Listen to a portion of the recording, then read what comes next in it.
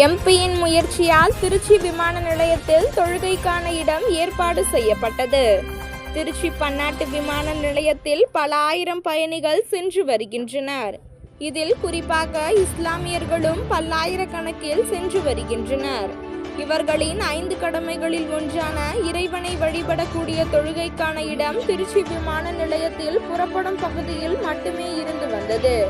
தற்போது திருச்சி பாராளுமன்ற உறுப்பினர் துரை வைகோ அவர்களின் கோரிக்கையை ஏற்று வரவேற்பு பகுதியிலும் தொழுகைக்கான இடம் ஒதுக்கப்பட்டு அந்த இடத்தை எம்பி துரை வைகோ திறந்து வைத்து தொழுகை நடத்தப்பட்டது. இதில் மதிமுக கட்சி மாநில நிர்வாகி மருத்துவர் ரோகையா பேகம், மாவட்ட செயலாளர் வெள்ளமண்டி சோமு மற்றும் நிர்வாகிகள், விமான நிலைய அதிகாரிகள் உட்பட பலர் கலந்து கொண்டனர்.